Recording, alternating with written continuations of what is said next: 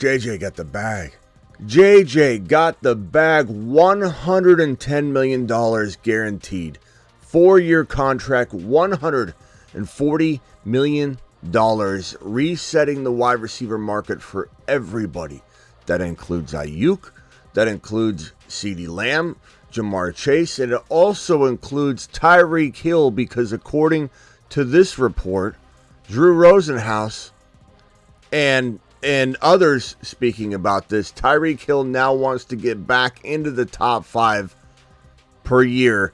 What does that mean for Tua's deal? Well, is this even possible? CeeDee Lamb's deal is more likely to be sped up. This contract that the big wide receivers waiting on. All of that and more we're breaking down right now on a emergency morning live stream. It's 8:27 a.m. for Smitty right now. Very early.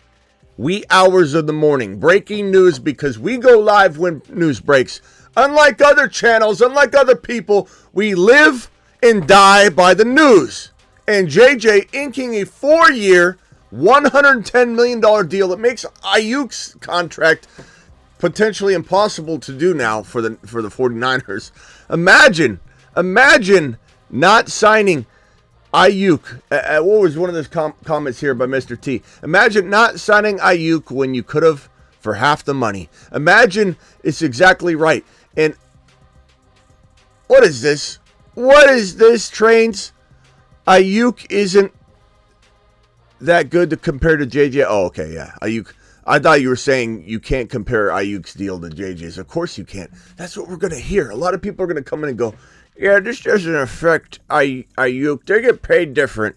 What in the hell are you talking about? This affects everything. This affects every player going forward. This affects even Dak Prescott because this is guaranteed money. The guaranteed money situation affects everybody. The Fantasy Football Show Breaking News Edition begins right now. Live from the FantasyFootballShow.com studios. It's the Fantasy Football Show. Live! Monday through Friday, 8 p.m. Eastern. Smitty is also live whenever news breaks. From the FantasyFootballShow.com news desk, here is your breaking news.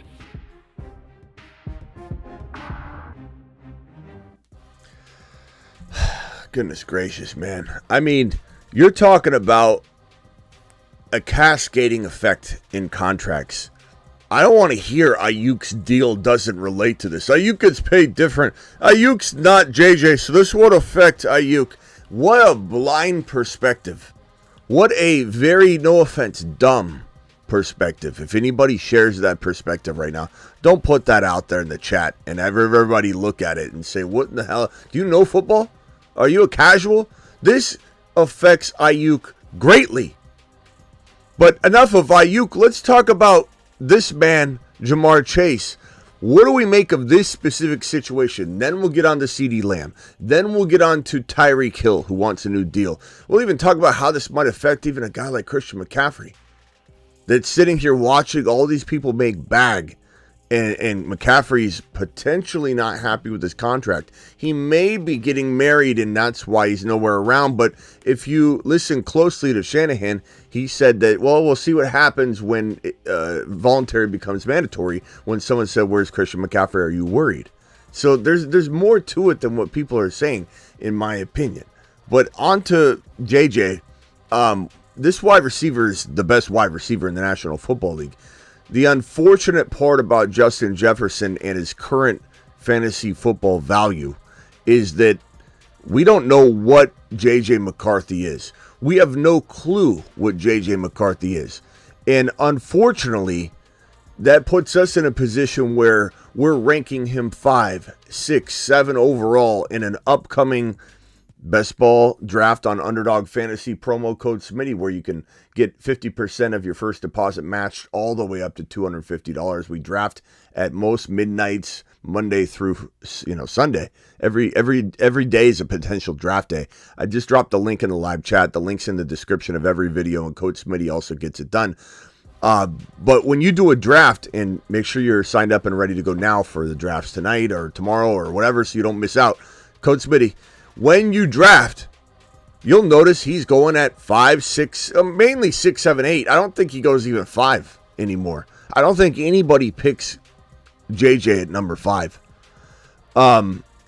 It's kind of wild when you think about the fact that this is the best, hands down, the best wide receiver in the National Football League right now. Some would say Lamb might be there, and he's right around there, but this is the best physically gifted wide receiver in the National Football League. This is the closest thing to Calvin Johnson or any other top receiver we've ever seen. This is the absolute blueprint, but we can't even value him even remotely close to his old value with Kirk Cousins, which was 1 overall. Like JJ, if Kirk Cousins got traded back to the Minnesota Vikings, because let's say JJ retired tomorrow, and they said, hey, Falcons, you got Penix Jr., we'll take the contract, we'll give you future first rounders. Let's just say in a fairy tale world, in a bizarro world, in a simulation world, in a world where the script is already written, let's say that happened. JJ would return to number 1 overall if Kirk Cousins returned to Minnesota, at least in redraft. And probably in Dynasty, people would look at that and say, hey, Kirk Cousins, he's going to be fine for a couple of years. Let's go ahead and take this plunge. And they'll replace him. They'll back him up. That goes to show how much faith we all have in J.J. McCarthy. When on Underdog Fantasy promo code Smitty, this man, Justin Jefferson, is not going anywhere near number 1. And you may say, well, 6'7" is not far from number 1. That's like saying a half a second is not a lot of time in a 40-yard dash. You know, when you talk about 1 through 6, 1 through 12, when you're talking about just the first round, going 6 or going 1 is half the number. This is a huge drop in fantasy football ADP value. JJ going at 6'7" is completely disrespectful when compared to his value, when it's compared to his physical skill set, but J.J. McCarthy's making us feel that way. We're in our feelings, and rightfully so. So this $110 million guaranteed, $140 million contract, I don't know that it's going to ramp up his redraft value or dynasty value much, because we're all worried about J.J. McCarthy. We're all worried about the fact that J.J. and McCarthy are cuffed together for at least 3 years. This is a 3-4 year project. Think about Mac Jones. How long did it take for Mac Jones to be moved on from? How long did it take for Daniel Jones to be moved on from? Oh, they haven't done that yet. So this is like Fields. Took a long time. How long will it take the Bears to move on from Caleb Williams? This is one of those things. Like, we're not gonna see them say, well, he failed his first year. That rarely happens. Josh Rosen was an example of that, and the team moved on immediately, but that was under new coaching, so who knows what happens here? Who knows if someone pulls a Cliff Kingsbury? When Kingsbury came in, Josh Rosen was 1 year old in the NFL, and he said, give me Kyler Murray. Buy Josh Rosen, and 1 year was determined that he was garbage. That's not going to happen with McCarthy, because he's a quality person. He's a quality character guy. If I leave you any sort of impression that I don't like McCarthy from that standpoint, that is 100% not true. He's a good person. He's a good quality locker room guy. One of the most probably well-spoken in terms of like manners and respect and talking to people around him. He's absolutely that guy, but he's a leader. He's a leader. He really is. He could be a leader. He's not a leader yet, but he could be a leader. I just don't know if the talent's there to support what we're all expecting. That's all it is. Could McCarthy linger in the league for a while? Yeah, and that's the problem. If he's not good enough, he's going to be to support what we need him to support, right? To make JJ 1 overall, he's not good enough, in my opinion, to be throwing out the volume Kirk Cousins was dishing out. He's not as good as that in terms of a skill set wise, ability, that it's going to be a problem for him to ever regain number 1 overall value. He's got Hawkinson. He's got Addison. He's got a very crowded, room that needs the football facilitated to every single piece that I just mentioned. And you're expecting him to get what? 10, 12, 13, 14, 15 touchdowns, 1,400 yards receiving. No, not 14. JJ gets 19. JJ gets 18. Not anymore. Not right now, at least. And it's hard to value him any higher just because of this deal. I do wonder if the deal will make other people hike him up about 2-3 overall draft slots because money talks. Money makes people think, oh, they really like him. Well, we know that. No one needs to be twisted. Their arm doesn't need to be twisted into thinking that this team is invested in JJ. We knew this was coming. JJ wasn't going to walk. They weren't going to trade JJ at this point. They could have before the NFL draft kicked off. Maybe in some deal that got them Neighbors on a cheap reset rookie deal. Maybe a Dunze if they got a whole bunch more. And of course they would have taken Marvin Harrison Jr. in a heartbeat because Marvin Harrison Jr. on a rookie deal is so much more affordable. You reset the clock.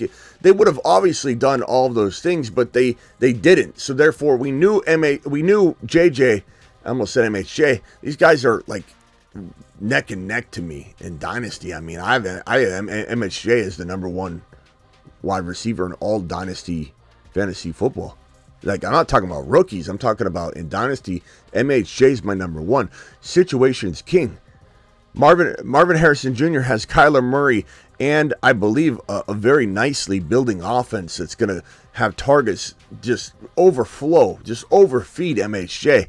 That doesn't feel like this situation. Unfortunately, I'm not a hater on JJ, and I actually, after all of that, like his 6 overall value, 7 overall value. It protects him very much into a solid pick, right? If he climbed into 1 overall, I'd be out. JJ climbs to 1 or 2 overall, I'm out. Because of all the things I've mapped out that I think are justifiable in terms of where we view him, what we're scared about, what we're concerned about. But I like him at 6'7". It might not seem like that based on the show so far. You might be confused as hell. What in the hell is this guy saying? I love JJ.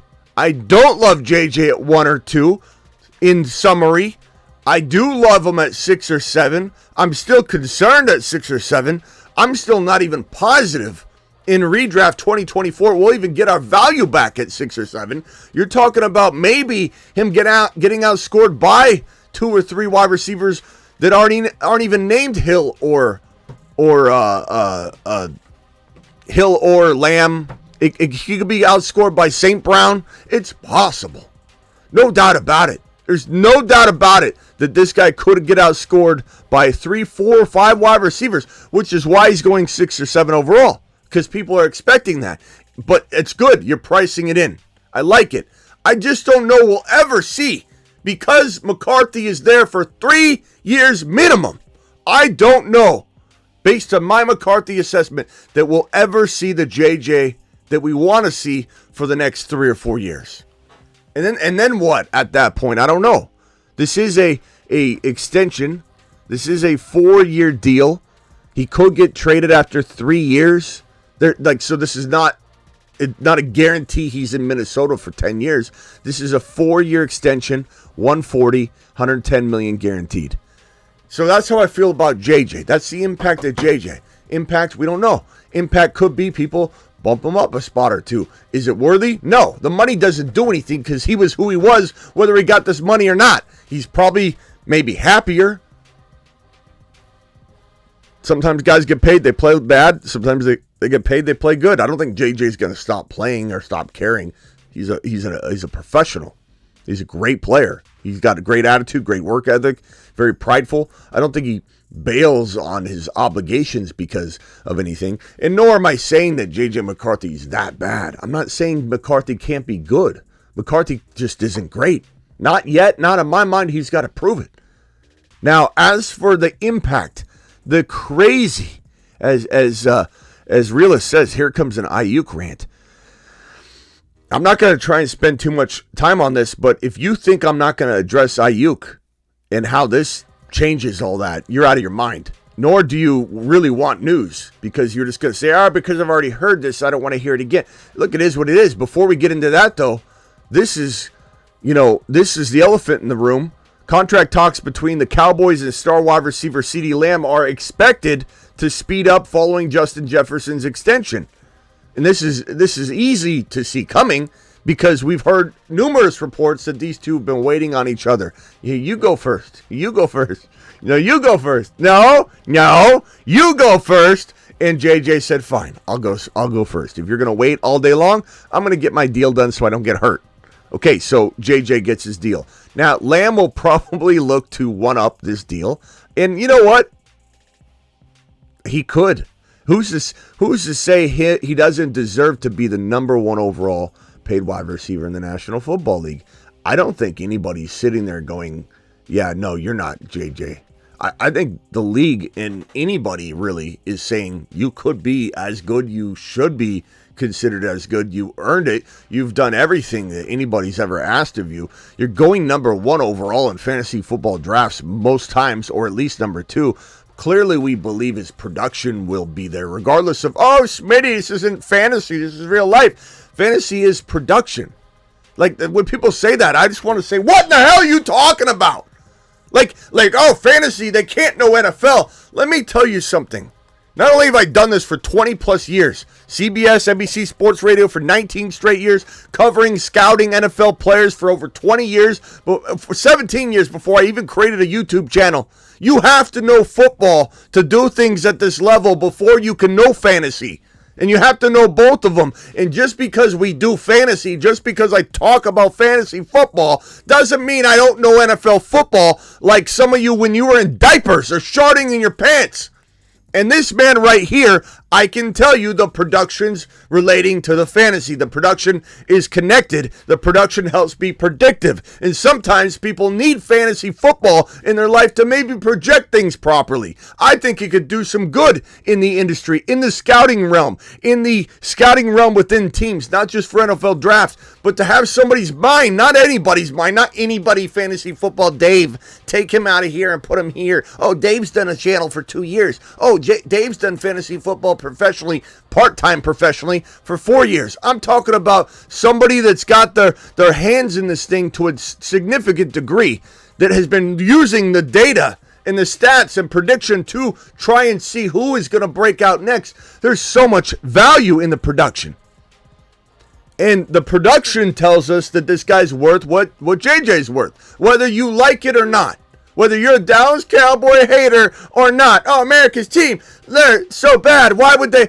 Look, this guy deserves JJ money. Could he reset this market? Abso-freaking-lutely.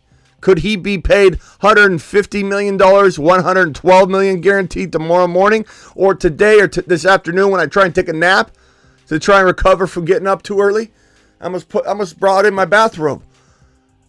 Absolutely. This guy's contract is a coming.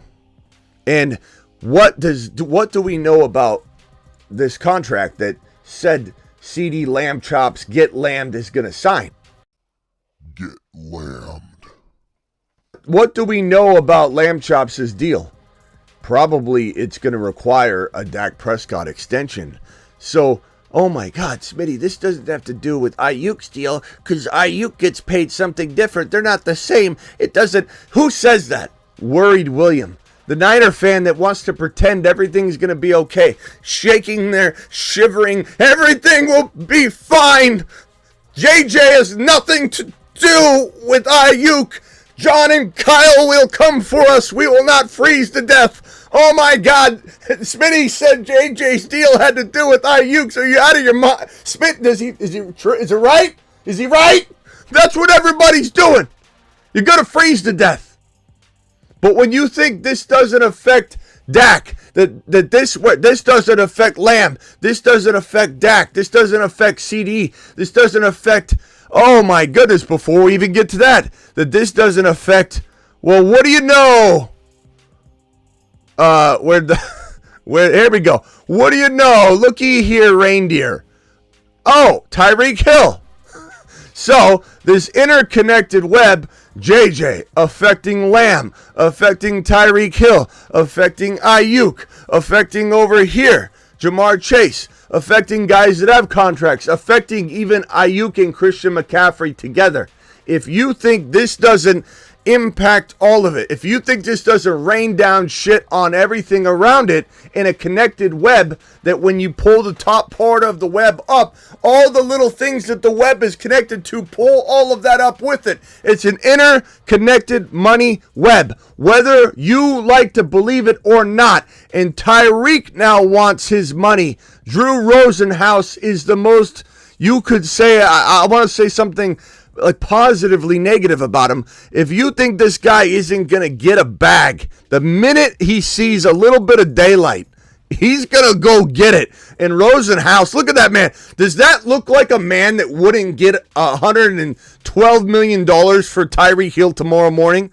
This guy is the veteran of the agents, the guy that has his hands in everything. Drew Rosenhaus is the magician of getting contracts, to the point now where you see him coming, you just take a dive. All the owners are like, Drew Rosenhaus is coming. Oh, shit! Get your pocketbooks secured. Get the gold in the safe. Drew Rosenhaus is coming. This guy knows how to get a bag. And Tyreek Hill, who the hell knows what happens? They got to sign Tua. They got to do this. We'll get to this in a second. There's not much to it other than how in the hell is this going to work? How can they do this? Waddle just waddled into a monster contract, $84 million, 3-year agreement, $76 million guaranteed, which kicks Aiyuk's likelihood of getting a deal in the nut sack. And then this deal comes in, $77 million right here, $76 million guaranteed, nut sack kick right to Aiyuk. Okay, then you have the $77 million guaranteed deal from St. Brown. Nut sack, double whammy. Both nads have been connected with, kick to the sack. Then you got this right here, $110 million guaranteed. That is like the triple whammy. That's like triple stamping a double stamp. You can't even triple stamp a double stamp, but they just did. And now Aiyuk is so far away from getting a contract. You can say whatever you want. You're a Niner fan. Aiyuk's deal has nothing to do with JJ's. Say it with me, everybody, as we wait for John Lynch to come save us. We're going to freeze to death. I'm petrified. I'm Peter. I'm a scared Scotty. I'm a worried William. Well, you have every reason to be worried. Lamb Chops, his guaranteed money is going to come and cement this 110 in. Now the guaranteed money is $100 million plus for the elite of the elite. And when you say to me, Smitty, Aiyuk's not JJ, I'm going to tell you something. I'm going to show you something. Let me make it simple. This is probably why you either went to college, you tried to go to college, or you're told to go to college and you didn't. $110 million is the new guaranteed money. $77 million is the new 5 to 7 wide receiver guaranteed money range. Right here, $5 to $7 million. This is now wide receiver 5 to 7. You could even say 5 to 10. If you're a top 5 to 10 wide receiver, you're at least in this $70 to $77 million range. That is your new entry point. Because this money is so far above this money, AJ Brown is at the top of all of this. Below AJ Brown with $84 million guaranteed. This is wide receiver 4, 3, 4, 5 money. This was, I don't even know if AJ Brown signed today, he'd be getting $90 to $95 million guaranteed. You see how that's connected? Is AJ Brown Justin Jefferson? No, but it's connected. AJ Brown, 84, that's $90 million today if he signed today. This right here is miles away from 110. There's no way Brandon Aiyuk and his camp settle for anything less than 70. If they did, it'd be a travesty. If they did, it would be a complete fold and collapse and not accepting that Aiyuk is a top 10 wide receiver. Top 10 wide receivers now get a guaranteed $70 million. And let me tell you something. If somehow the Niners do sign Aiyuk and they pay him $30 million plus a guaranteed a year, which $30 million guaranteed a year. that's now the number. There's no $27 or $28 million a year. Aiyuk's getting $30 million guaranteed a year if he even accepts that anymore. Everything's changed. Today, everything just changed again. But the Niners kept sitting there, sitting on their hands, absolutely doing nothing. Worthless offseason organization as far as I'm concerned. Give them a F- or even an incomplete in the way they handle their contracts every single offseason. Get ready for Brock Purdy next offseason. You think that's happening fast? And if it does, shame on them for doing it for Brock and not for a guy like Debo, not for a guy like Aiyuk. Maybe they learned their lesson walking into the next offseason. I would hope they would. I would hope they'd figure it out at some point, but they haven't so far. And now you're looking at 70 to 77 million for a top 5 to 10 wide receiver. And I don't even know if that's even accurate. It might be 80 now because 110 is so far away from 84. 110 isn't a little leapfrog from 84. This was A.J. Brown, 84 million guaranteed. Again, 77 and 76 guaranteed were Waddle and St. Brown, right? 84 million. To go from 84 to 110 guaranteed, I don't know what Aiyuk's mindset's going to be moving forward. And you're out of your mind if you think Aiyuk's going down to a $62 million guaranteed, which I guarantee you that's about where the Niners were. I don't know if they're going to change, but about where they were max in guaranteed money. This is not a guy we're going to pay $75 to $80 million guaranteed. Not to mention, it makes him untradeable. You can't trade Aiyuk anymore unless you find a ridiculous team that's trying to do ridiculous things, like maybe the Washington Commanders because of the connection. And when I say ridiculous things, I don't mean that in a bad way. I just mean you have a team that says we're going for the gold and we're going right now, and we want to pair these former players together. We want Aiyuk and Jaden Daniels to be reunited because it feels so good. Maybe they do overpay. But Jerry Jones can't overpay for Aiyuk now when they've got to sign CeeDee Lamb to an $8 trillion deal. And I don't think the Steelers would become even a player in this anymore for Aiyuk because Aiyuk's costing $70+ million guaranteed or he's not getting a deal. Now you might say, hey Smitty, I don't think that Aiyuk is going to get this money and he's going to have to fold and be realistic. No, he doesn't. Because what did I just show you? If I taught you anything at this point, we just told you that about $50 million guaranteed turns into, if you just wait a month, it turns into about $77 million guaranteed. If you just wait several months, this turns into $84 million guaranteed. If you just wait several months. And then eventually it turns into 110. What do you think happens to Brandon Aiyuk in the 2024-2025 offseason? Well, his guaranteed money, it doesn't linger anywhere near here. If he goes out and banks on himself and plays on his contract year, his 5th year option right now, balls out, has a good year, he cakewalks, just slow walks into the $77 to $84 million territory. And that's like your worst case scenario because this now becomes the new high. That means the next player is going to leapfrog this. The next player is going to leapfrog that. Before you know it, $77 million guaranteed is what the wide receiver 12's making in literally a calendar half of a year. It's that simple. Aiyuk waits 1 year, banks on himself. I know he could get hurt, but he's not thinking like that. He's not a scared Scotty or petrified Peter. He's not a worried William like you, William. He doesn't care. He's going to say, bank on myself. Yes, I will. And if he banks on himself, he walks straight into a 70 to 80 million guaranteed deal. If the Niners are only offering him $65 million, let's say, he's not accepting that. When he could get $77 million guaranteed next year in a worst case scenario because now everyone's making 110 and up.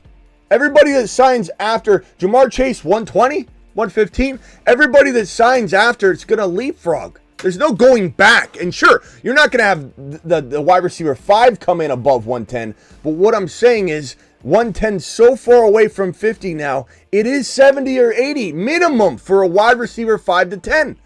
Aiyuk waiting is the right move for Aiyuk. And he will wait and bake on himself if the Niners don't meet him halfway. Let's say the Niners, let's say this is the field, all right? Here's the field. Here's the end zone over here. Here's the end zone over here. Here's Aiyuk.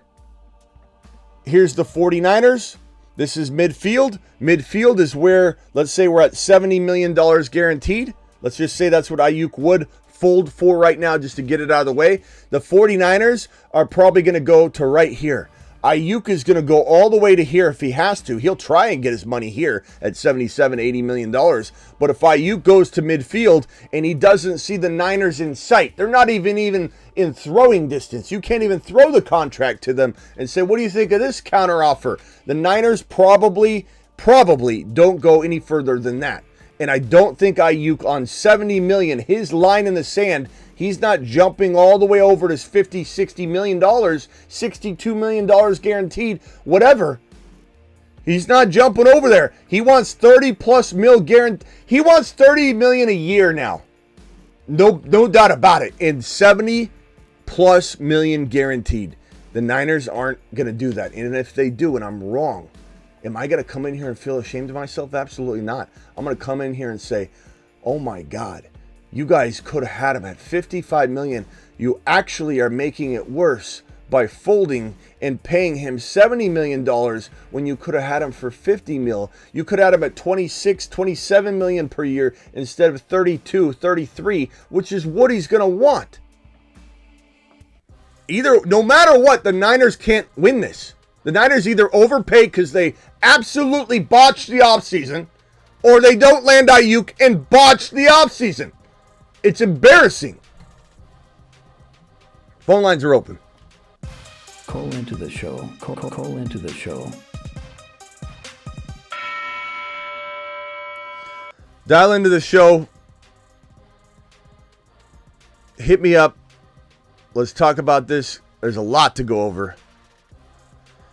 Super chats will get immediate attention if you guys drop a super chat. It is wee early hours of the morning for me. It's, 8:59 a.m. my time.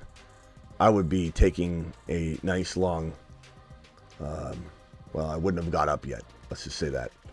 And so now, hopefully your boy Smitty can either get an omelet or something to eat, or I can fall back asleep and sleep like a baby because JJ got $110 million and I can pretend and sleep that I got $110 million and have a nice little dream about it. JJ, congratulations. We haven't even given him a standing ovation yet. Congratulations on resetting the market, pal.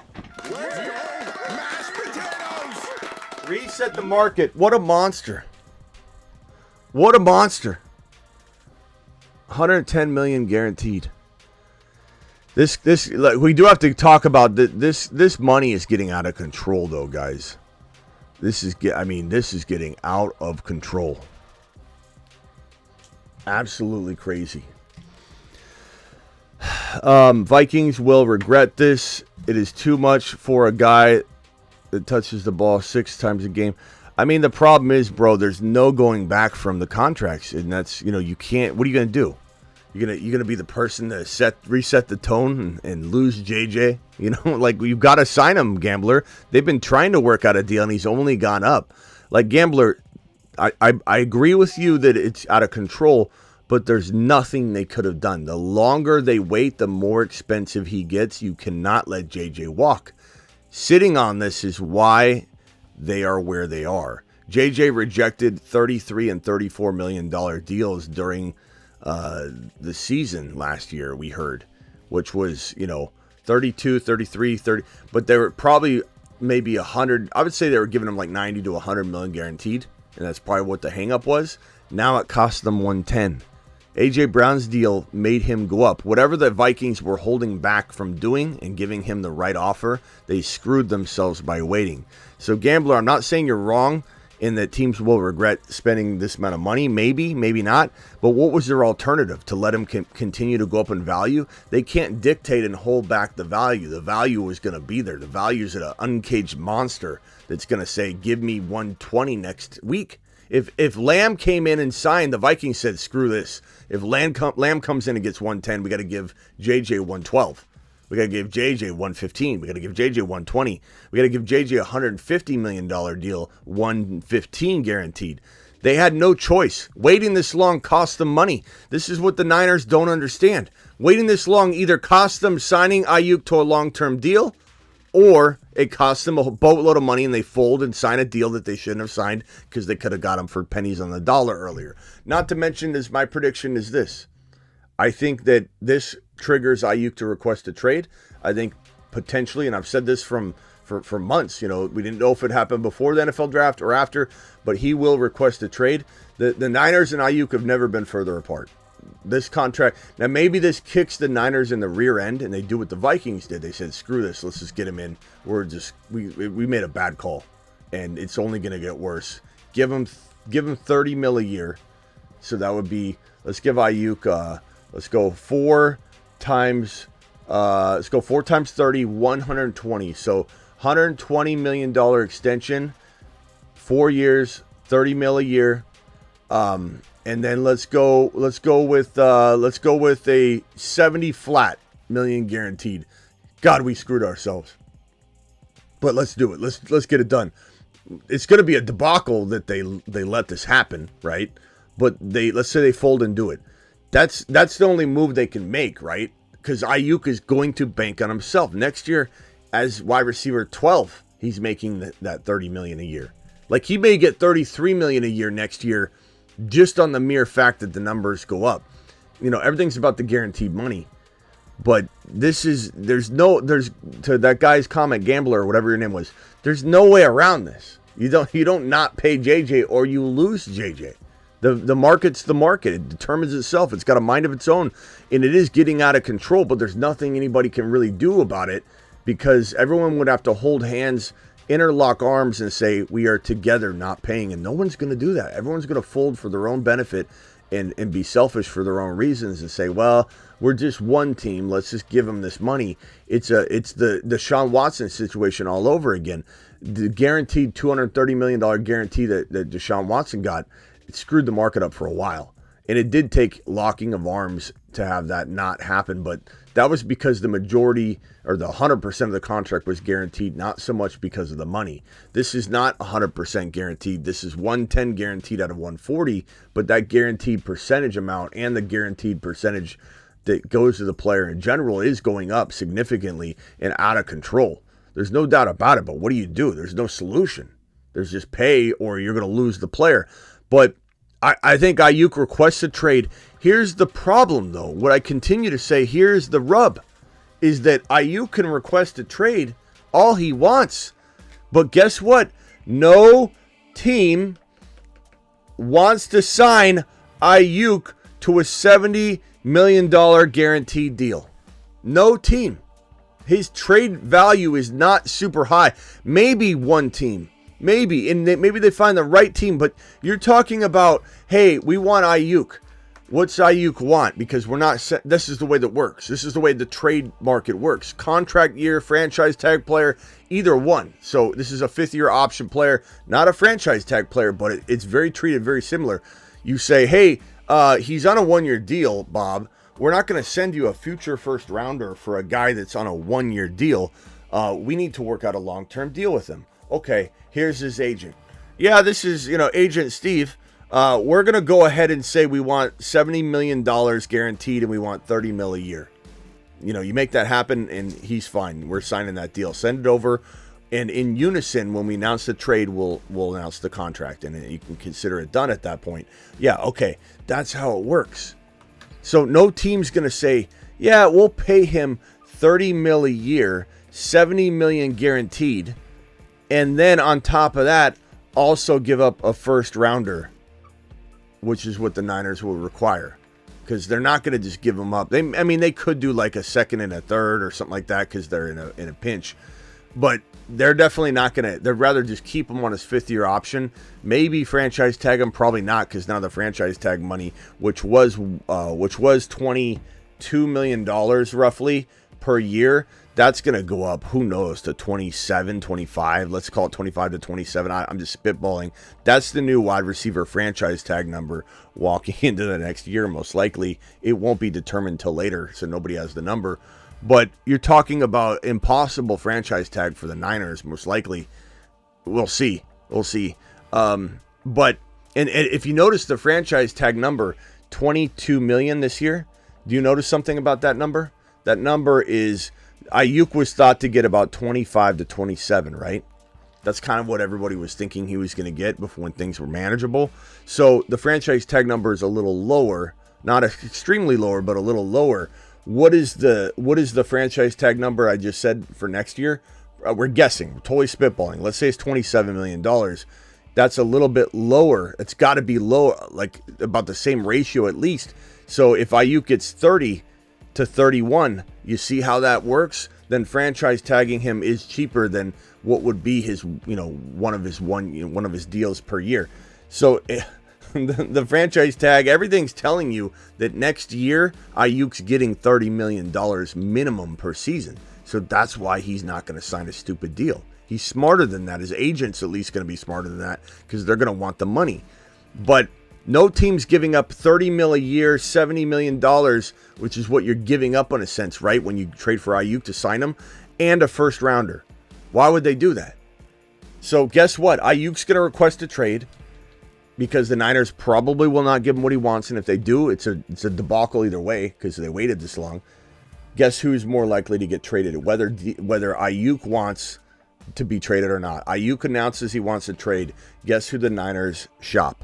This man right here, Deebo Samuel, the more attractive trade piece. After the June 1st date, he becomes the most easy to trade player. The Niners have a bunch of more money. This would be spread out if the dead cap hit, which wasn't really all that doable right earlier in the season, offseason. So now they can potentially get rid of Deebo a little bit cheaper, and Deebo's the more attractive trade piece because he comes on a controlled contract. It's controlled. You got control over his contract. You know what you're getting. You have the ability to extend him after this year if you want to, but this man's going to want more money very, very soon. But you got him under a controlled contract, and it's a very reasonable number at this point. What's Deebo Samuel making per season now? It's got to be like $27 million. Deebo Samuel contract. He's on a very reasonable number. 3 years. Here's Deebo's contract right here. Very reasonable at this stage in the game. This wasn't reasonable. It was like, who wants Deebo's deal? Who's going to trade for Deebo and take on this contract? Well, now this contract doesn't look so bad, does it?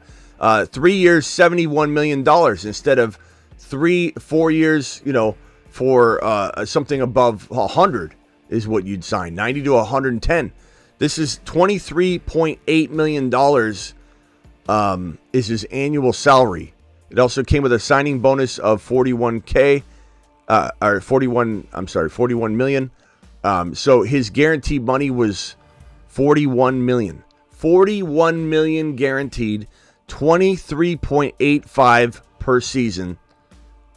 That's a reasonable deal. Buffalo Bills might pick up the phone. The Pittsburgh Steelers could get involved at that price tag for this player, not for Aiyuk. The Washington Commanders absolutely would potentially pick up the phone and have this conversation. Depending on the Dak Prescott situation and CeeDee Lamb, that could see Jerry wanting this. It's more affordable by a country mile, but it's definitely the player that's on the move if someone's on the move in San Francisco. And you got to ask yourself, don't all the pieces align regardless of what Kyle Shanahan says, regardless of what John Lynch says? Doesn't it line up that Aiyuk not getting paid,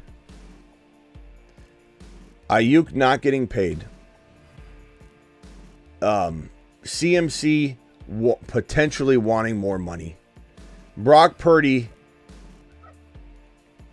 not only wanting more money, but gonna get more money, and drafting Ricky Pearsall in round 1, and he looks fantastic right now, is on roster.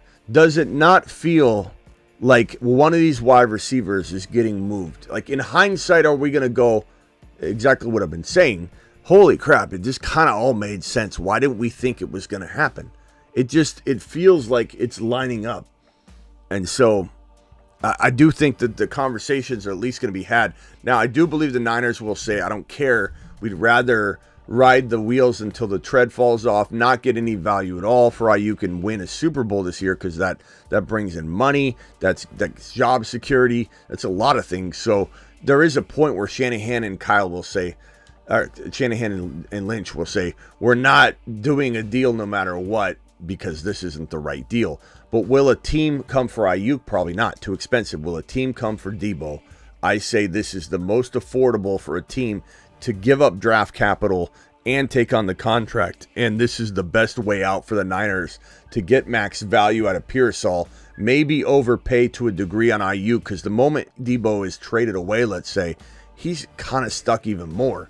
So he may sign a $30 million deal that has $68 million guaranteed. Or let's say the Niners fold once they trade Debo and say, give him the freaking 70 flat million guaranteed. And it looks like a debacle, though, just to be honest. But they could do that if they got rid of this contract and figured that out. That's the way it goes. The other thing I'll say this is that the idea of Lamb getting his contract, the fact that we're seeing this report here, if I can find it, where's the Lamb Chop report? Got this. Here's the Lamb Chop report. Lamb Chop likely to get this deal needs to go through Dak Prescott getting his extension. So if this is true, that Lamb Chops is potentially going to get lammed, that probably means that Dak is getting his extension first. Not for sure. The contracts, the money, it all could be moved around in the weirdest ways. Everybody thinks they have everything under control, but you really need to be an accounting forensic to sometimes understand the inner workings of what you can do with the cap and specific contracts, especially when we don't have our hands on some of the finer details. But Lamb Chops, to get his deal, really does potentially require, or a very good chance we see, Dak Prescott extended so Lamb can get paid. So if this is the case, and you have Jerry going, oh, geez, in my world, Jerry's world, we're going to be in some trouble. Damn it. We should have done this earlier. Why didn't anybody tell me? Then you're going to see, okay, do the Dak deal and then do the Lamb Chops deal. So this really does, this means that so JJ, his deal means that the Lamb deal's on the way, which means the Dak deal's on the way, which means the Jamar Chase deal is then potentially on the way, which means this. It's just a cascading, steamrolling, snowballing effect. So this probably, as weird as it sounds, this JJ deal probably guarantees that Dak Prescott is extended. If that makes sense. That's just the nature of how these are all interconnected, regardless of what, Worried William wants to tell you. Oh, Aiyuk's deal has nothing. That's the dumbest line I've ever heard. That is somebody that does not know football that says Aiyuk's deal is not connected to JJ's deal. They don't know ball at all. They don't know ball at all. This is a Worried William speaking from a position of scared. Dial in. I think the phone lines weren't open until now. Sorry. Call into the show. Call into the show. What's up, Sean? Welcome to the show, pal. Super chats will be answered first. The phone line's open. Dial in if you have a question specifically about this right now. Sean just became a member. Hope the Niners get a deal done soon. Thank you, Sean, for dropping your 3-month membership, Sean. You're not new here because you've been here 3 months. This is your 3-month membership. You said you're new here. You're new here by 3 months, but that ain't new, pal. Appreciate you being a YouTube exclusive member. I don't know, Sean. For all the reasons I said, I don't know if they're gonna be able to afford to pay him what he wants now. This super chat here by B-Men. Congrats on 25K. We're going to 100 plus in no time. Loaded question. Build your ideal auction team. This is a great question, and thank you for the 25K celebration. I haven't even fixed the number back here. What am I doing? What am I doing with my life where I don't adjust and put up 25K behind my face? We just hit 25K, young man. Let's go. Let's go. 25K. Here we go. Boom. 25K. Appreciate you all. I work for you. I work for you. Mashed potatoes. Yeah, buddy. 25K. Thank you, pal. Appreciate you. And that is a loaded question. That is a tough question to answer. But I'm going to do my best, B-Men. Let's answer this phone call real quickly. 414 caller, what is your name and where are you calling from? Braden Kozlik from Milwaukee, Wisconsin. Braden from Wisconsin. Braden, what can I do for you, young man? So I wanted to talk to you about CeeDee Lamb. I know with this extension probably coming up pretty soon, I was wondering with this meant for him in redraft leagues. My opinion is that, his best football is behind him. Solely because I think he's got his best football behind him, and I don't think he's going to go 101. I mean, I think he's going to drop, and I just wanted to know what your thoughts were about that. Are you trolling? Is this your serious take? Yes, my serious take. I don't believe CeeDee Lamb should be the 101. But why is best days behind him? Do you just mean that from like he had the best year he could have, and like Dak's not going to be there, and he has no core? Like there are some reasons that this could make some sense in your mind. I'm just trying to get a feel for why you're saying that. Right, and what I have to say about that is, man, like you got Jefferson, you got Chase, you have Tyreek Hill, you got all these guys that are coming in with brand new deals. What does this mean for players like this? Like, what does this mean for players that are getting extensions? Are they going to play worse? Like, they've already got these deals. Like, I don't know. This doesn't sound like a sound argument, though, bro. You know what I mean? Like, why is he dropping off? What is making him drop off? It can't be because people are getting contracts, and like, what is the reason? Do you think Dak won't be there? Like, why are you saying this? No, I think Dak will be there. It's just,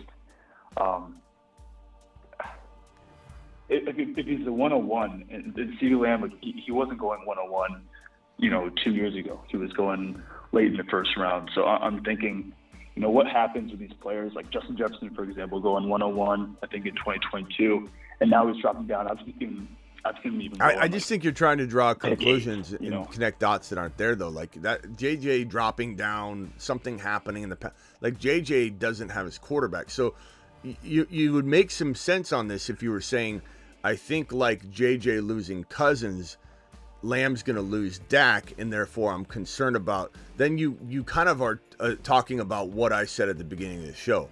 Like Lamb, I don't know. Like, we don't know what JJ's value is anymore. If Dak Prescott doesn't get extended, which is my concern, then I'm almost not sharing your opinion necessarily that his best days are behind him, because we don't know what the future holds. They could bring in Shedeur Sanders. They could figure out how to get a quarterback in that we're not expecting. Fields is going to be on his 1-year deal. Like, who knows what happens in Dallas, right? But if Dallas does not extend Dak, then Lamb Chops is on a 1-year shot of what we know him to be, and then he becomes something maybe different. So that argument I understand, but if you actually believe Dak's staying, I don't think I'd be worried about what happened to somebody else in their value. I'd be worrying about the logic of it. I'd be trying to deal with the meat and potatoes and the actual facts on the table, which are that Lamb is going to be a 12 to 14 touchdown receiver every single season. He's an absolute monster, and maybe he doesn't deserve to be 1 overall every single year, but you don't have to take him 1 overall. You might take him 4, you might take him 3, you might take him 5, you might take him 1. I think you're getting a little too connected to his 1 overall value, as if Lamb's gonna drop off the face of the earth. Tyreek Hill's capable of being the number 1 overall player, but we aren't taking him number 1. But it's no disrespect to him. Right. It's no, his best years are behind. I mean, he is older, but I'm saying we're still like thinking about, okay, Hill could be the 1 1.1 on hindsight for redraft 2024. Right, and that's the comparison, right? It's looking at guys like Jefferson and Chase and But- Hill who, have wide receiver 2s and wide receiver 3s in their offense. Lamb, he's the guy. And I understand that. I just think that there's some red flags there. There's some red flags in expecting the 1.1 value to maintain for 5-6 years, but is it really that risky if he's the 1.4 and you're drafting him now as the 1.1? I think you're thinking too deeply into it. Yeah. I guess if Dak isn't there, I've had this show already. If Dak isn't there, what we saw with JJ will rightly so happen to Lamb. He will no longer go 1, 2, or 3. He'll start going 6 or 7, and deservedly so. He'll need to be where St. Brown is if he has no Dak Prescott. But I do believe that this deal that Lamb's going to get that's expedited now because JJ got his deal, and they've been waiting on each other. Everybody thinks that the Cowboys aren't trying to sign Lamb. Not really true. Lamb and JJ have been it's been very verbalized that they've been waiting for the other one to sign first. So Lamb's been maybe pushing back on the Cowboys more than the Cowboys are pushing back on Lamb. Now Lamb might say, now I know what my floor is. I'm going to go in and do a little tweak and adjustment, and I'm going to get $112 million guaranteed. And they're not going to fudge over $2 million. If he thought he could get 115, if he thought he could get 115, now this bar's been set at 110. I very, very much could see and envision Lamb getting like 112, 114 or something like that. But I don't think I'd let that affect my value of Lamb as much as, wide receivers drop off. It's all about Dak, bro. Dak's not there. McCarthy's not there. The system changes.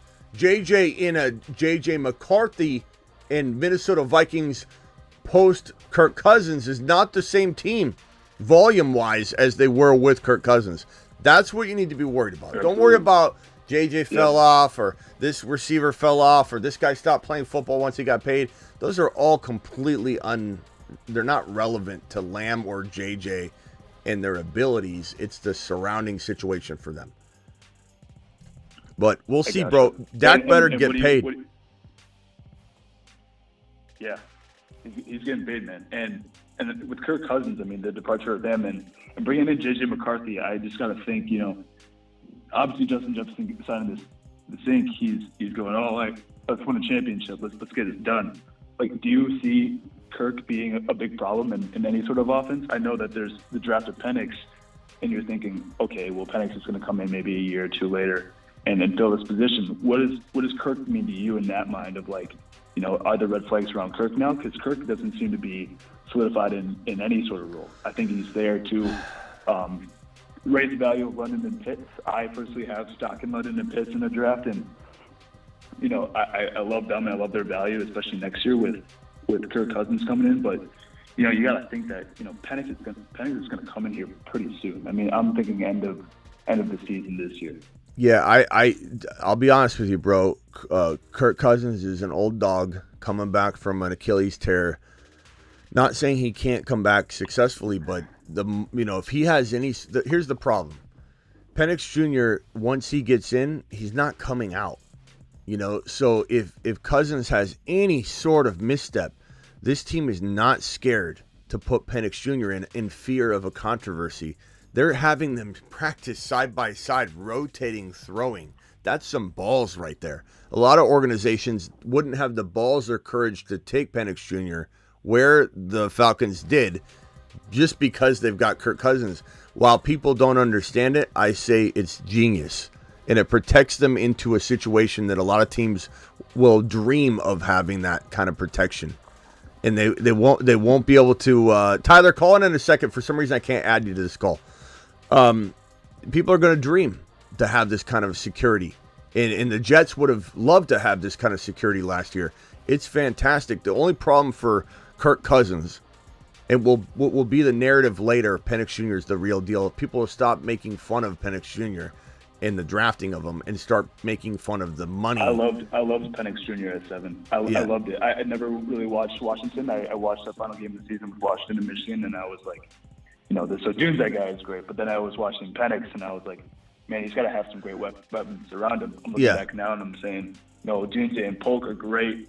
great wide receivers to have in this league, but I think people underestimate the fact that, when you've got great wide receivers in college and then you transition to the NFL, and then now you've got London and Pitts, who are both amazing in their own right, you're set up great. And I think that Penix, when he comes in at any point in time, he's going to be ready to go. Yeah, so here's what I'm trying to say, though, is that the moment Kirk Cousins has any sort of calf strain, because calf injuries lead to Achilles tears a lot of the time, especially in an older player, when the Achilles has been worn down over years. You don't hear of a lot of younger players tearing their Achilles. Cam Akers did, but it has to do with the wear and tear too. So how much wear and tear have you put on your Achilles? There's a lot of people that have said this, and I believe it to be true, that if you looked at Greenlaw tore his Achilles during the Super Bowl, right? If you looked at his Achilles and did a scan beforehand, you would have seen damage on it. There's right. Achilles is a very, very different injury than a freak ACL tear getting hit in the left side of the knee and it just snaps. So this is he goes out there with a torn or a calf strain.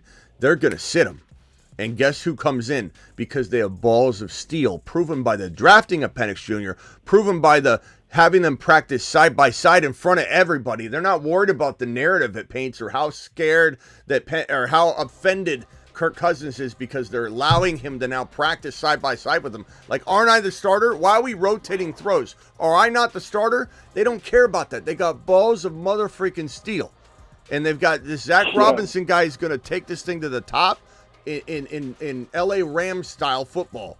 London becoming his Puka. Bijan becoming his Kyron, and his quarterback, is going to have the ability to air the football out like crazy. And so the moment something happens to Cousins, this isn't a normal situation where Cousins gets his job back. If Penix Jr. gets shoved out there and this balls of steel coaching staff says, get out there, big boy, and go do it, they're not taking him out. If he goes out and has 3 games of success, he's staying in. So it's right. So to answer your question, I don't think the agenda or the plan is to unseat Cousins midseason or even this year. That is not the plan. Their plan is we hope to God we don't lose him, because then we lose our backup plan gets initiated, then something happened to our first plan, and then you're down to one plan. They want to always have 2 plans of attack. They want Penix Jr. waiting in the wings, and they want Cousins to ball the hell out. And Cousins, if he doesn't get hurt, will probably have a really good year. He's a smart guy. He's hungry. He's determined. And he won't let this truly affect his play because he's that kind of guy. But if he does get banged up, Penix Jr. goes in. I do predict by week 10 or 11, we're seeing Penix Jr. go into a lineup. Or the Falcons lineup. I agree. So we'll see. Yeah. All right, bro. Last question. Yeah, go ahead. If I could. Yeah. So, connecting our 2 points of quarterback and wide receiver 1 in the offense. From a fantasy, dynasty, and even redraft perspective, what does this mean? When you look at Devonta Smith and, the Jalen Waddles and the Jordan Addisons of those wide receiver 2s, I don't know if I'm taking those guys. I think I'm taking all the wide receiver 1s I can off the board, or at least the ones that I know are going to be solidified in their offense to a quarterback, right? I'm loving George Pickens this year. I know Fields and Wilson, they're going to be switching in and out, but I love quarterback and wide receiver 1 pairings. And I wanted to know what your thoughts were about that, and just how, maybe you stayed on Devonta Smith. You go ahead and you get, any sort of wide receiver 1 in an offense. What do you think about that? Well, yeah, but so just to answer your question in general, in non-best ball, not worried about stacking at all. It's fun and sometimes very rarely beneficial. Stacking in best ball is a whole different ball game that gives you statistical advantage if it works right, but I don't force it like other people tell you to. Just no matter what, I won't take Devonta Smith over a better wide receiver just because I have Jalen Hurts. I don't care about what people tell you need to do. They're telling you off of last year's data, and everything just changes. For the sake of the ADP, right? Yeah. Right. So always take the best player available. But when you can chew gum and walk at the same time and draft a cuff while drafting, the best players, then it makes a lot of sense. Travis and Tyler, for some reason I can't add you to this call. I'm gonna answer your question and kick you off because I can't add anybody else for some reason when you're on the line. I don't know why. Sometimes it does that. Call on if you got another one. Go ahead. Tyler, dial in one more time, Tyler, and Travis, dial in one more time. I don't know what was going on with that call. Wouldn't let me add him. I would say this. The answer is that I'm not taking a wide receiver 2 in round 2. And Waddle's the wide receiver 2 for his team. I'm not taking, Devontae Smith here, but am I taking Devontae Smith here or here? Yes, because that's a much different ADP. So I don't know exactly his question, but it sounds like you were saying take a lot of wide receiver 1s. Do I like Devontae Smith? In general, I'm taking wide receiver 1s before I'm taking wide receiver 2s when you're talking about being your second drafted player, your third drafted player. I'm taking no wide receiver 2 as my, like I'm not taking a Waddle in even the third round, even though Waddle's ADP is like at 2.2, 2.4, 2.5. It's ridiculous. Just like it was last year. This is where Waddle was going last year. It didn't work out too well to grab him that high. So I'm definitely, wide receivers are a touchy topic with me because I feel like people are force feeding. You got to draft wide receiver. You got to draft wide receiver down everybody's throat. When the reality is, and we talked about this last night, the reality is what you're trying to base everything on is this past season that we just had. And when you really think about it, who the hell knows how many people are trying the same strategy this year in best ball, and I know they are, versus last year. So everybody's doing the same thing. The advantage gets neutralized to a degree. And the person, and there's going to be data on this, and I promise you, coming out of next year, you're going to start seeing people in trendy fashion talk about this when I've been talking about it for 2 years now. The trendy thing to do in content creation will be to say, let's go against traffic. If everybody's going wide receiver, or wide receiver, wide receiver, or 3 wide receivers in the first 5 picks, guess what's going to slowly not have an advantage? Going that exact path. The person taking the no traffic, going against the grain, I'm going against the freeway, and everybody's lined up on the freeway, jam-packed, bumper to bumper, and I'm going the other way. That person lands their wide receivers to any significant degree. They smash everyone to pieces. Like, so mark my words, the going against the grain is going to be a very trendy thing in the coming year.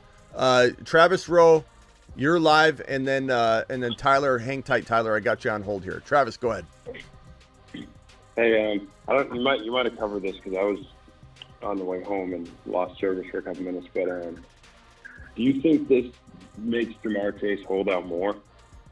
Or do you think he, comes and plays out the year? Or because obviously CeeDee Lamb, it sounds like they're going to try to get something done, and he'll probably get somewhere in that JJ range. But on Chase, do you think he pushes harder now? Yeah, I mean, if and this is where I go live with my Niner guys and I'd say Aiyuk's mad, and they go, yeah, Aiyuk's not mad. I don't know why they got so mad over me saying Aiyuk was mad in that live stream. But yeah, it's like, how can you not be mad? How can you not be a little bit more mad today than you were yesterday? And if you're Jamar Chase, there's a 0% chance that Jamar Chase is more motivated to come to report or to be present today than he was yesterday. I'm not saying by how much, but there's 0% chance he is like, yeah, now I'm coming in. Like I'm not saying he won't, but he's not more motivated. He can only be more detoured and more upset, even if it's not enough to keep him away for long, whatever the case may be. He is absolutely stewing over the fact that, holy shit, like this guy's getting paid way more than me. So much so we're hearing that Tyreek Hill now wants to redo his deal. And Tyreek Hill, if anybody thinks this is fake, Tyreek Hill is a greedy mofo. Yeah. This guy absolutely will want. He was gonna stay in KC, and he was about to ink his contract, and then all of a sudden he found out Devontae Adams got paid a little more, and he goes, "I want more money," and that's when they traded him because he's like, "I'm not signing this deal anymore." He was about to sign it. He's like, "I'm not doing it. I want that money." Mm-hmm. He totally backed out of what he was about to do. So Tyreek Hill is gonna want more money. But I think people are. I'm not saying that CMC, he's at a wedding, he's not holding out. I'm not saying that won't play out that way. But if you look closely at what John Lynch and Kyle said when they were asked about specifically McCaffrey and other guys that aren't showing up to camp right now, and they didn't say McCaffrey's excused, he's at a wedding.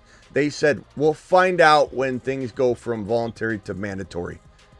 And that's all he said. Mhm. So we don't have much to go on other than what he said indicates that CMC may be holding out for more money. And if anybody thinks that this JJ deal, this $110 million guaranteed deal, doesn't make CMC slightly more likely to put up a fuss, or Lamb to put up a fuss, or anybody that wants a contract extension to put up a fuss, Aiyuk especially, if you think this doesn't cause even a fraction more of resistance, you don't know what in the hell you're saying.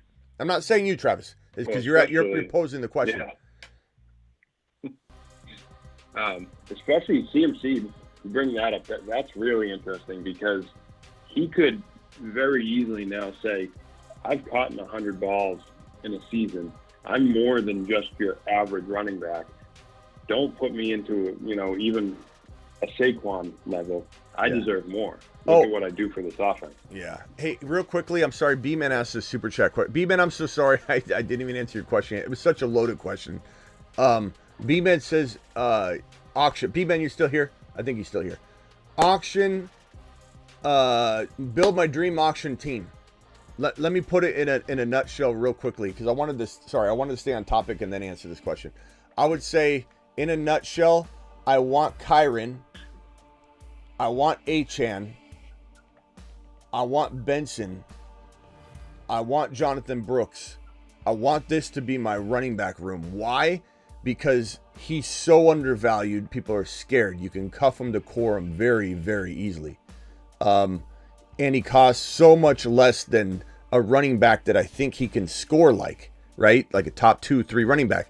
Achane, same thing. They're both falling into the third round in redrafts, so therefore you can get them so much cheaper than a top 1 to 4 running back, yet I think both of them have that ability.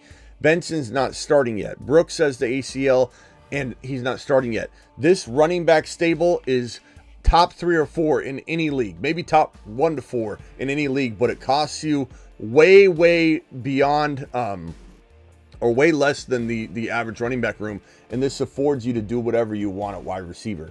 I tend to avoid the top wide receiver, the top running back, and probably the top quarterback, and probably the top tight end to afford yourself the ability to disperse your money differently. The moment you pay for a CMC, you have 3 or 4 guys, and then you're trying to build a real cheap team around that. I'd rather have Kyron, Achane, Benson, and Brooks than CMC and another running back, because that's what you're going to have, and you're going to have limitations at wide receiver because you didn't do this. You did this. So this affords you this running. It all comes from the running back stable. This is the stable to build. So that would be my number one auction advice: is find the value where it's hidden, where Kyron is a top 5 running back, but you don't have to pay remotely that price, and you have control over getting quorum. And Achane is a top 5 running back potential, and you don't have to pay anywhere near that price. And these 2 running backs are fantastic. That would be my number one B-Med advice for you, my guy. Appreciate you. All right, go ahead, Travis. Losing my voice. Well, no, I was just saying on CMC, now that you brought him up, I hadn't really thought, about the whole situation of him holding out yet.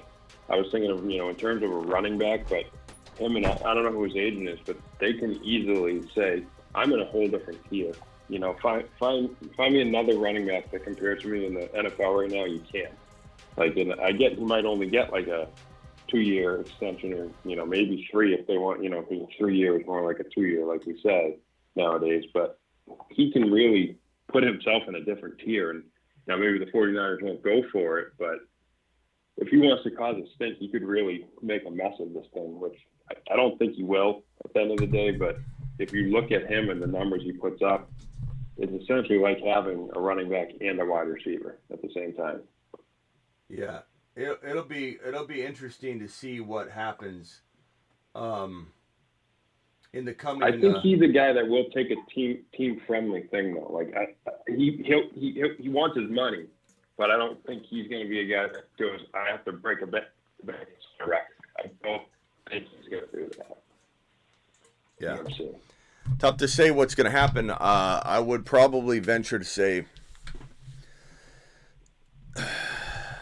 I mean, the Niners can't afford to give. See, the only thing they can do is give him a 1-year adjusted deal. And we've seen this. The contract landscape has gotten very creative. We've seen franchise tag players in a world where we're all just used to seeing if you're tagged, you're tagged. That's it. There's no options, right? When there are like loopholes and things in the contracts that you don't see deployed very often, like that Diggs situation. Diggs gets traded.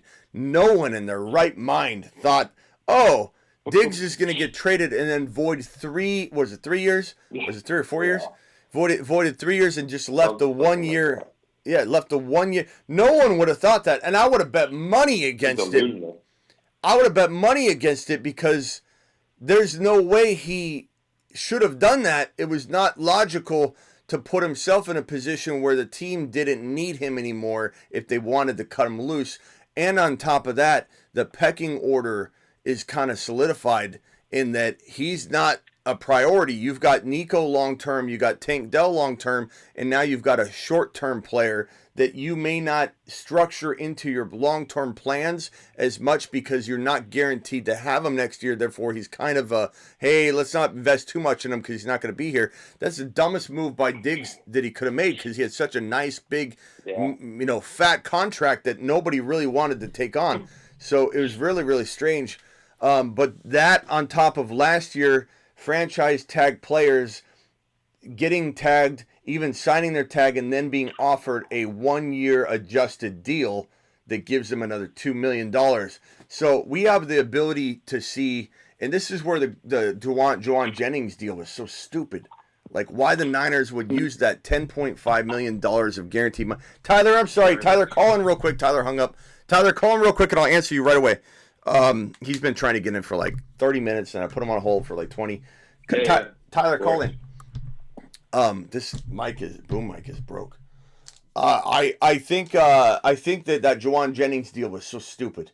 You could have given that $10.5 million to Aiyuk or some of it to Aiyuk. You got about $18 million that got freed. You got $18 million that got freed up once this June 1st date passed. And so you had $18 million. You have this $10.5 million. You got some flexibility to maybe try and squeeze the Aiyuk deal out. Maybe give Christian McCaffrey an extra $2 or $3 million. Use the rest on Aiyuk and figure out how to work this instead. And that's the other thing. When I went to this board earlier and I said, doesn't it feel like Aiyuk or Debo in hindsight it'll be easy to have reflected back and go, one of them gets traded for sure. Like, why do we not think that? Of course, I'm saying it over and over. But I think people will say that because they drafted Ricky Pearsall in round 1. They extended Juwan Jennings. They aren't paying Aiyuk. Aiyuk's getting more expensive. They tried to trade both of them on draft day. That's very, very apparent. It's not a guess anymore. They tried to potentially trade, well, not both of them at the same time, but they were trying to trade at least one of them. If anybody thinks that doesn't spell that one of them is likely to get traded, they're crazy. Tyler, I'm sorry about the wait. Tyler, you're live. What can I do for you? No, it's just I have bad reception here. Okay. Yeah, I just want to weigh in on what you guys have been talking for a while. I think because of the Jefferson deal, Aiyuk is gone. Hill is probably maybe contemplate retirement, but let's not get carried away. Let's not get carried away. He wants a new bag. You don't want a new bag when you're ready to retire. Tyler, 100,000%. I'm sorry, but that's almost it's a bad take. And then I think Chase stays. He does want a new bag because everybody wants money, but he does want to stay with. Where'd you come up with all friends. this? you reading the list? Did you write this manifesto at 2 a.m. last night? This Jerry Maguire memo that after the fact doesn't sound so good. What are you doing? Hill's not retiring this year, and look. Also, Tyler, I love you, pal. I'm just joking with you a little bit, kind of, but Aiyuk's not necessarily gone now, bro. Who's gonna trade for him? I'm not saying he wanted Jefferson money. And now Jefferson's being paid the highest in what? NFL history? I know. So how is he going to get traded if no team's going to want to pay him $32 million a year? That's what Aiyuk's going to be asking for. And even if he folds, he's folding the 30 because he should. The new market value for Aiyuk is $70 million guaranteed. That is the new value range for Aiyuk, and that's where it's going to live. And if anybody doesn't want to pay that, he's not going to sign with them, so therefore they're not going to trade. They're going to say, Aiyuk, you're not going to do a deal if we trade for you? No. Okay, we're not trading for you then later. Like, why? You know what I mean? So, like, you say he's gone. I'm just trying to set you straight that he might be. If it all takes is one dancing partner, bro. If the Washington Commanders go, look, it's stupid, but let's ride. Let's get Aiyuk and JD5 together. JD5's been blowing my phone up all day long, all week long. Go get Aiyuk. I give you a championship. You get me Aiyuk, I get you a championship. If that's what's being done, maybe it happens. Totally could happen, but he's not gone. He's not gone, bro, because... Brian's father. Happy birthday. Happy birthday. Happy birthday. All I'm saying is the 49ers are not going to pay what he wants to get it near. Right. That's what I've said. Chase money, Jefferson money. That's what I've said. Correct. Or even half. Correct. But it doesn't mean he's gone. Like that's a risk if they don't pay it. Hey, look, let me tell you what's more. What if Debo? I was just gonna say, what if Debo gets hurt or isn't quite as good next year? Then they're stuck with just Pearsall. If they screw this up with Aiyuk and he decides to walk. Here's the more likely scenario, Tyler. Let me give you the alternative. Maybe I haven't been following it. Did that Jenkins guy get traded? Jenkins. The guy that was there yesterday that showed Aiyuk up. He was like wide receiver 3. You mean Jennings? Jennings, yeah. No, he's there. He's got a big $10.5 million guaranteed extension. Okay, hey, Tyler, you let the big boys handle this. Tyler, hang tight, Tyler. I appreciate you, and whoever's birthday it is, you tell them happy birthday from us, okay? I think this. I think the idea and likelihood of Aiyuk playing on his 5th-year option is the most likely scenario moving forward. I'm not saying it's a guarantee. I just told you the Washington Commanders could come in and say, "Let's go wild, let's do it." There's certainly a possibility, but the suitors for a $70 million guaranteed Aiyuk deal and giving up draft capital to get it done are slim to none. The suitors are maybe one. There's probably one team, and it could be the Washington Commanders with the money and just the connection of Aiyuk and JD5. So let me just put that out there. Buffalo, I don't think they're going to do it at this point. I think Debo's the more likely trade piece. But hey, I've told you this, Tyler. Aiyuk's going to request the trade. Doesn't mean it's going to happen. Doesn't mean the Niners will even grant the request like they did with Debo. So Aiyuk's going to request a trade because he's not anywhere close. Exactly what you said. You are right on the money on that, and that's what I've said the whole show.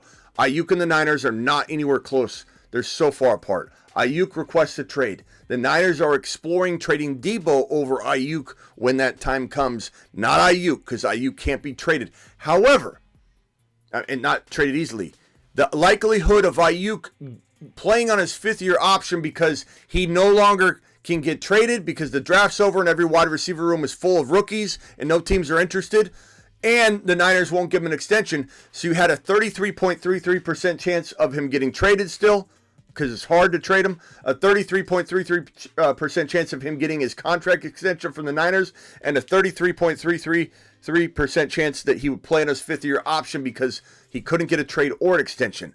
Now, with the JJ deal, I would venture to say it's a 51% chance that Aiyuk plays on his 5th-year option, banks on himself because he can't get a trade or an extension. And the remaining 49% gets divided down the middle in terms of him being traded or getting a contract extension from the Niners. So the more, when you say Aiyuk's gone, the reason I corrected you is because the more likely chance of anything is that he stays and doesn't get a deal. Thanks for the clarification. Yeah, happy birthday. Whose birthday is it? 39. Oh, okay. Hey, Tyler, appreciate you calling. If you got another question, we'll let you get back to your party. Okay. All right, later. Bye. Happy birthday. Oh.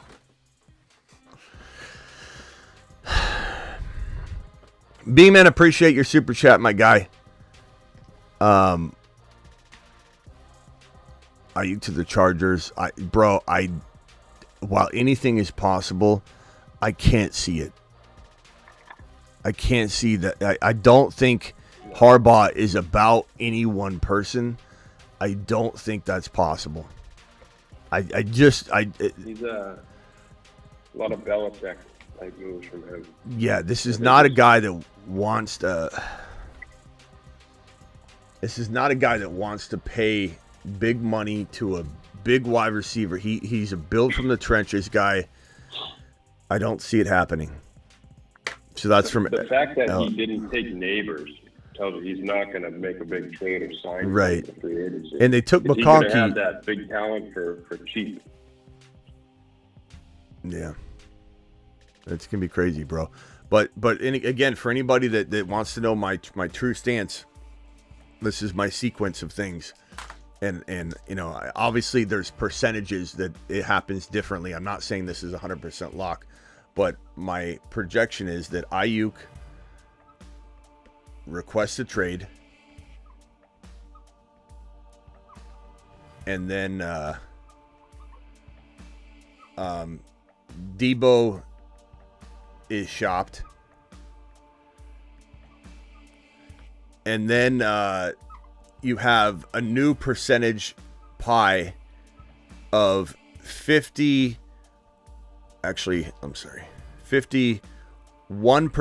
likely that Aiyuk stays with no deal. He plays on his 5th-year contract, and then the remaining percentage is trade, that he's traded, and then gets a contract, new deal. This is my sequence of events and how I see the Aiyuk situation now. That he requests a trade. I don't even know that the Niners will even accept his trade request. Then the team shops Debo or listens to deals because he's the more attractive trade piece, even though this is the man that wants out. And then the likelihood of Aiyuk having to say to himself at this point, screw it. We're not even close. I'm not folding. If I wait a calendar year, I'm going to sleepwalk into $31 million per year annually and a $15 million guaranteed amount more, and not be locked into this out-of-date, lowly contract. There's a lot of pride involved too. There's 27 million, let's say, is what the Niners want to pay Aiyuk at this point. That is a low ball offer to Aiyuk in his mind because it's very disrespectful. And if he's that confident in himself, he will play ball and bank on it.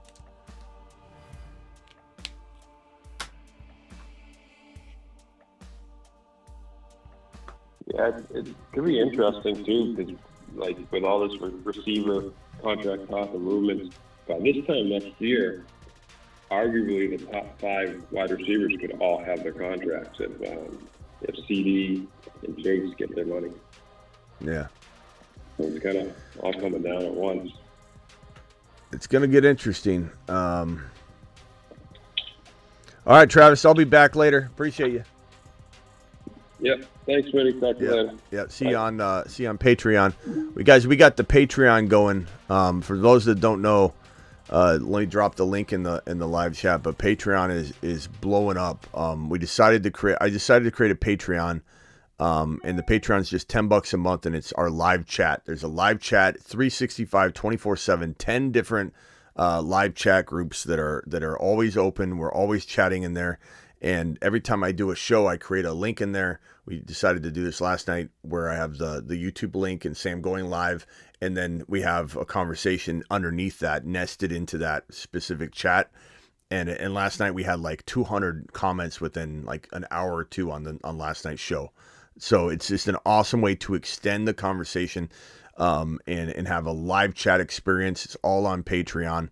and it's $10 a month, and you get exclusive content on top of that, and live game day chats. There's the link right there. Live game day chat. So during any game, Thursday night, Monday night, Friday games, whatever, and especially Sunday slated games, Sunday night, Sunday the entire day, we'll be in and out of there. If you need advice, ask somebody in the chat.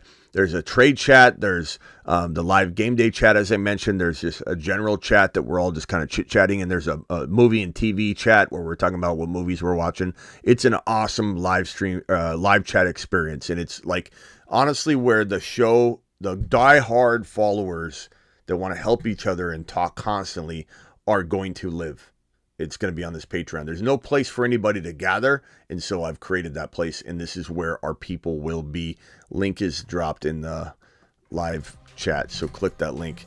Appreciate all of you being here. Thank you to my super chatters. B-Man, I appreciate your super chat. Gifted members, anybody dropped any gifted memberships, appreciate you.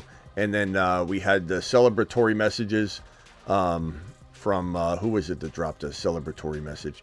It was Sean. Sean, appreciate you. You're hoping the Niners get a deal done. I don't think it's going to happen, pal.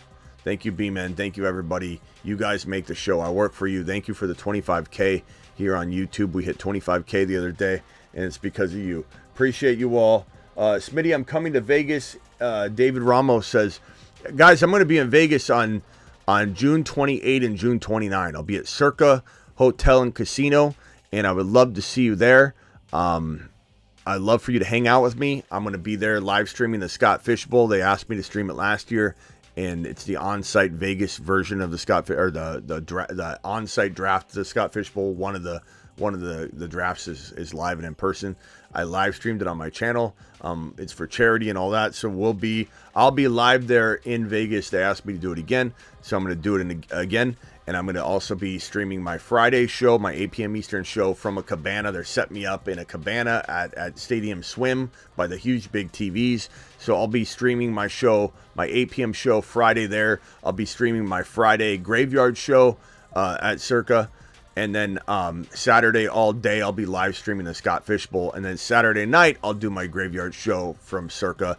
And I don't know when that will be because the Conor McGregor fight is that Saturday night. So June 28 and June 29, I'll be in Vegas at Circa. And June 29 is the Conor McGregor fight. So that Saturday evening, come hang out with me at Stadium Swim. Once you're in for the day, I think you can return and come back. So we're going to all congregate in Stadium Swim in a standing area, maybe some seats, whatever. And on the big screens, we're watching the Conor McGregor fight. It's going to be unbelievable. So can't wait to see all of you there. And who is it that said they were going to meet me there? Who was that? David Ramos. David, I appreciate you. I can't wait to see you, pal, in Vegas. Hopefully you can stay for the Conor McGregor fight. If you were to show up at all, I would show up for that part. Like the end of the, I don't know, or whatever. Just show up. You can even show up. If you don't show up on Saturday, show up on Friday for the 8 p.m. show, which will be 5 p.m. Vegas time, 5 p.m. West Coast time, 5 p.m. Vegas time. That's my 8 p.m. show. It's 5 p.m. West Coast. So that'd probably be the best time. That's the part of the show, or the part where we'll be able to conversate as much too. So anybody wants to see me, do it then. I remember last year Smitty would jump. Okay. No more, I guess, Thomas says, for the Discord. Discord's just, it's not, Discord's like, I just don't, the Discord's not popping, bro. It's not the same as it used to be. And there's just, you bring in the trolls, this is a better place. The Patreon's like, you can ask anybody that's on the Patreon. It is worth the money. It's worth the $10. It's, hey, Chris from Vegas, can you email me, just bump that contact information? Just name and email and all that. Anybody that is going to need to get into Stadium Swim, I can put you on a list. I don't know how many I'll be able to do it, but Chris, I think I had you email me. Can you just go to thefantasyfootballshow.com, email me one more time, just so I have your information. I think I have it somewhere, but I just need to make sure it's on a certain list. I'll see you all later. Appreciate you. It was pretty popping until Patreon started. No, it's not. Patreon, I just started Patreon less than 3 days ago. All right. I'll see you all later. Appreciate you. message on Instagram. You can do both, just so I have it. Live Monday through Friday. And it doesn't matter if the Discord was popping or not. It's the Patreon's where it's at. Deuces!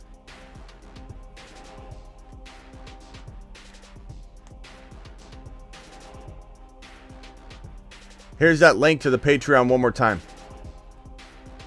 Drop it like it's hot.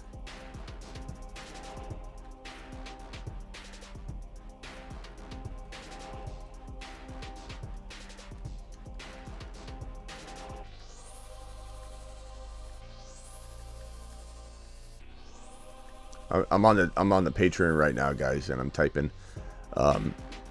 We got quick 7 replies on the topic at hand.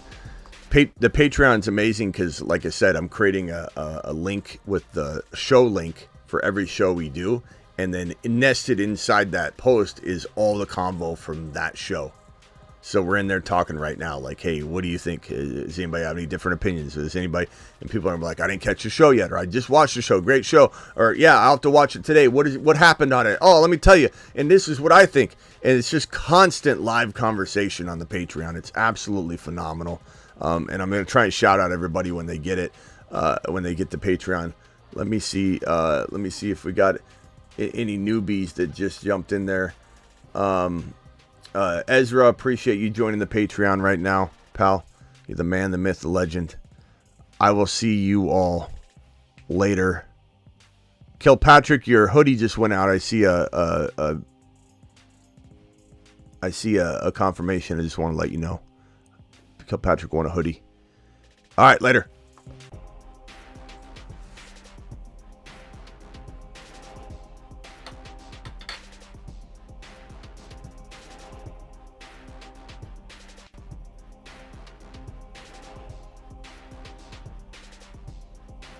Yeah, Sick Nasty. Sick Nasty, Travis Blackbeard moderating over on the Patreon.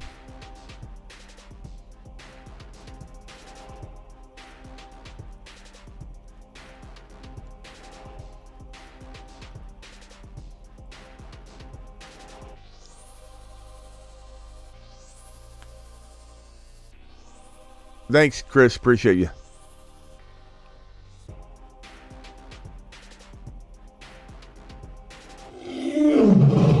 Legend has it if you say Saint Brown 3 times in the dark in the bathroom, you will immediately lose your league.